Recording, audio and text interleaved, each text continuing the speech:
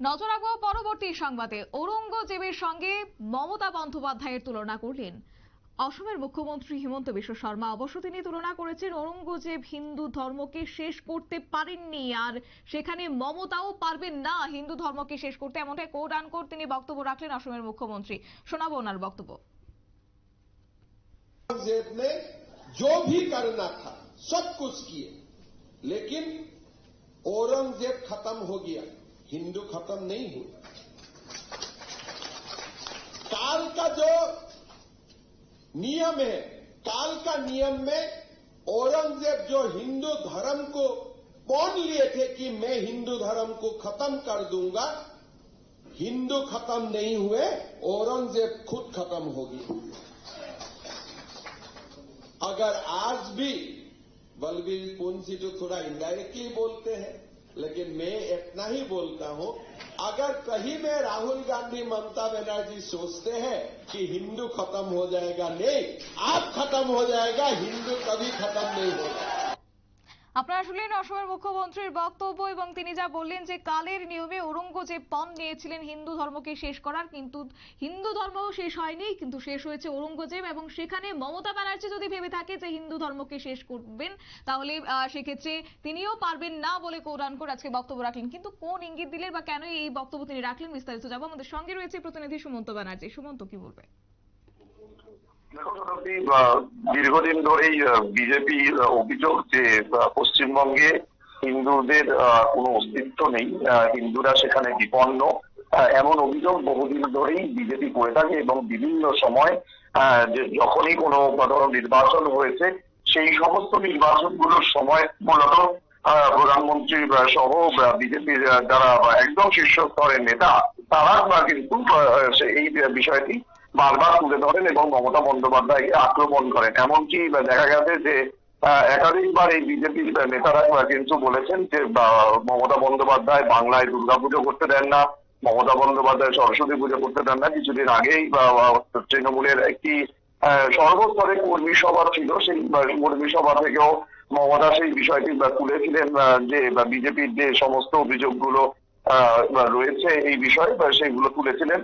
এবং সেখান থেকে কিন্তু মমতা বন্দ্যোপাধ্যায় বিভিন্ন তথ্য তুলে ধরেন যে কি কি তারা কাজ করেন, কিসের জন্য কত টাকা খরচ হয়, কি কারণে তারা এখনো পর্যন্ত আন্তর্জাতিক পুরস্কারগুলো ছিনিয়ে নিয়েছেন, এই সমস্ত বিষয়গুলো সেদিন তথ্য দিয়ে তুলে ধরেছিলেন।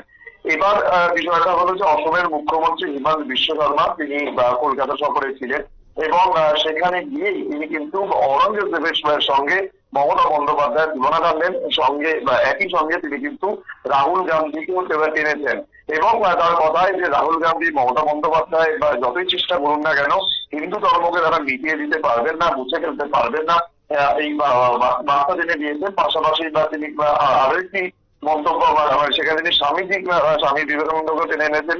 তিনি বলেছেন যে স্বামীজি কিন্তু হিন্দুদের রক্ষার জন্য বা সনাতন ধর্ম রক্ষার জন্য বহু পদক্ষেপ গ্রহণ করেছিলেন এবং সেইটা আজকে দিনে আর দেখা যাচ্ছে না।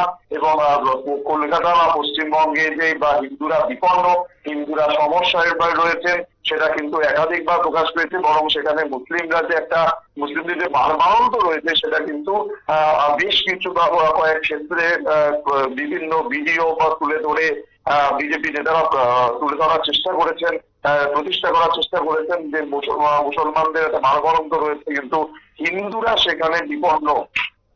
আজকে যেমন বাংলাদেশে সংখ্যালঘুরা সেখানে বিপন্ন হয়ে পড়েছে, বাংলাদেশে যেভাবে হিন্দুদের উপর অত্যাচার চালানো হচ্ছে সেটা নিয়ে যেমন আমাদের দেশের বিভিন্ন রাজনৈতিক নেতারা আওয়াজ তুলেছেন, তারা কিন্তু সরব হয়েছেন। ঠিক একই ভাবে আজকে কিন্তু অসমের মুখ্যমন্ত্রী হিমন্ত বিশ্ব শর্মা কলকাতা সফরে গিয়ে এই অভিযোগ করলেন এবং ঔরঙ্গজেবের সঙ্গে মমতা বন্দ্যোপাধ্যায় তুলনা টেনেছেন। তিনি বলেছেন যে ঔরঙ্গজেব হিন্দু ধর্ম নষ্ট করতে পারেননি, তিনি হিন্দু ধর্ম নষ্ট করার জন্য সমস্ত রকম প্রচেষ্টা চালিয়েছিলেন। ঠিক একই প্রচেষ্টা হয়তো মমতা বন্দ্যোপাধ্যায় চালাচ্ছেন, রাহুল গান্ধী চালাচ্ছেন, কিন্তু তাদের সেই যে কাজ সেটা কখনো, তাদের যে স্বপ্ন সেটা কখনোই পূরণ হবে না বলে মন্তব্য করেন হিমন্ত বিশ্ব শর্মা। যদি এই প্রেক্ষিতে এখনো পর্যন্ত তৃণমূল তরফে কোনো প্রতিক্রিয়া আমরা পাইনি, তবে এরাই এই বলতে লাভ থাকবে।